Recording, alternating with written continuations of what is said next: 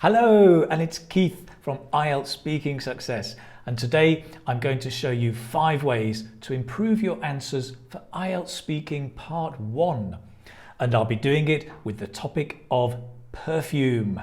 Let's get into it.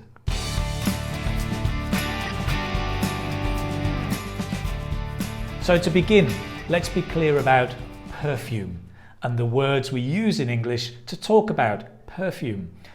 We have perfume, aftershave, aftershave. So men often use aftershave, although men can use perfume. Of course, women don't use aftershave. Another word men like to use is cologne. And of course, we take also the French word eau de toilette, but with an English accent, eau de toilette. Or as in my family, we used to call it eau de toilette, which means literally water from the toilet. Why would you put water from the toilet on you? I don't know.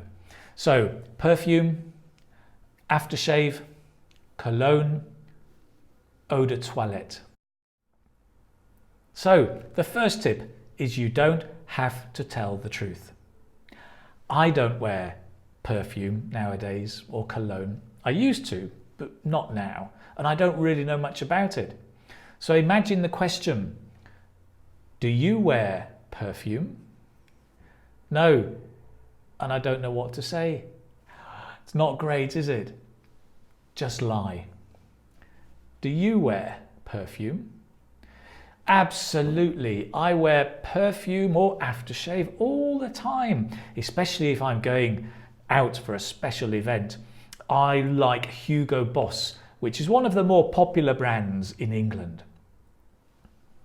Great, just lie.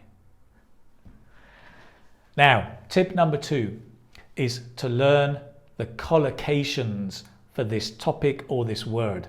So if the word is perfume, which words go together with perfume?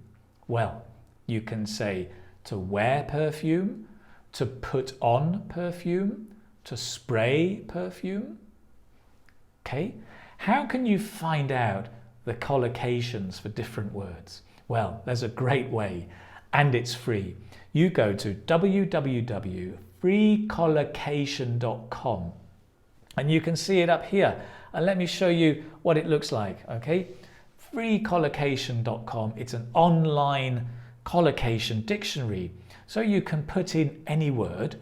Let's put in, for example, the word perfume. And let's see what comes up. Perfume, we get the noun, look at that. We get the adjectives, expensive, cheap, strong, subtle, fragrant, exotic perfumes, great collocations. We get the quantity, so we say a bottle of perfume, but also verbs to use, to wear, to dab on, put on perfume, spray on perfume. Now, if you're not sure, again, how to use that, then you can take any example, go into any search engine and put in, for example, dab on perfume. Okay, dab on perfume, and let's see what comes up. You'll get some pictures, which might help you understand. We find here, put perfume on, rub your perfume, spray perfume, put perfume on. And as we go down, it comes up with more dab versus spray, spray or dab. Basically, I'll show you in the picture here. So to dab is to take some perfume and to dab, like to pat. And to spray, of course, is psh, psh, psh. It's just to spray. So that's it. It's fantastic. We can get different collocations and with the words for the verbs for the nouns. Brilliant. Number 3 is know the typical questions.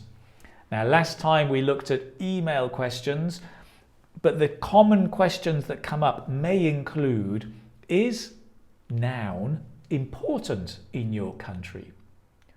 Or what's your favourite noun? Or have you ever verb? Have you ever played an instrument? Have you ever given perfume as a gift? So let's look at what these questions might be for perfume. Is perfume important to you? What's your favourite perfume?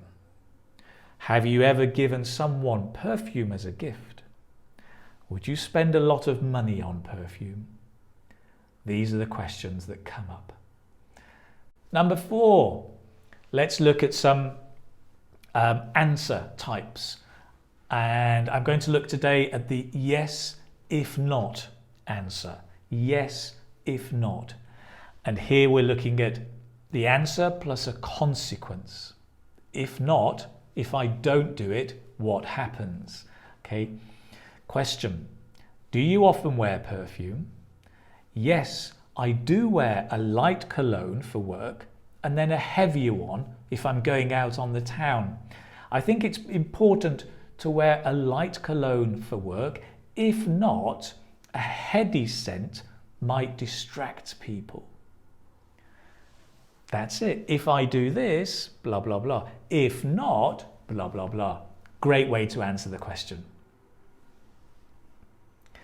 And number 5 is to enrich your answers, especially with adjectives and idiomatic expressions.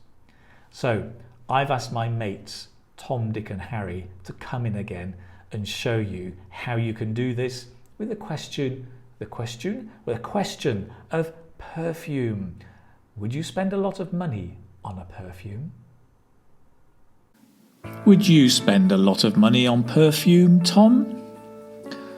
No, I don't think so. I usually buy cheaper perfumes because I don't wear perfume every day. I only wear it for parties. Dick, would you spend a lot of money on a perfume? No way, I don't see the point. I always buy the same perfume, which is not too pricey. I might wear it for work or put some on if I'm going out. Would you spend a lot of money on a perfume, Harry? Definitely not. It's not worth it for me. I tend to go for budget-friendly colognes. I won't usually wear any for work, but I do like to dab some on for a special occasion. So let's see how the different Tom, Dick and Harry answer. Tom starts with a direct answer. I don't think so, which is fine. Dick is a bit more expressive. No way, very natural, and an expression, I don't see the point. Harry is even more natural, with a nice expression, it's not worth it for me. Going on, Tom then says he buys cheaper perfumes, not cheap, which sounds bad, but cheaper. Dick has a nice synonym for cheaper, not too pricey. And Harry, really good, budget-friendly colognes. Great use of adjectives there. And then, finishing up, Tom gives a very simple answer, a simple reason, because. And then Dick, well, also very simple language, but some nice phrasal words, put some on, going out. And Harry, well, even better, he uses a really good vocabulary to dab some on for a special occasion.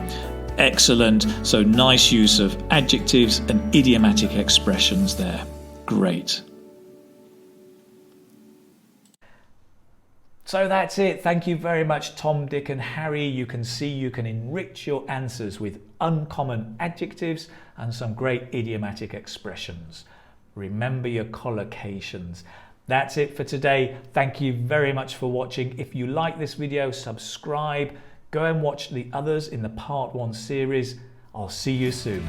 Bye-bye.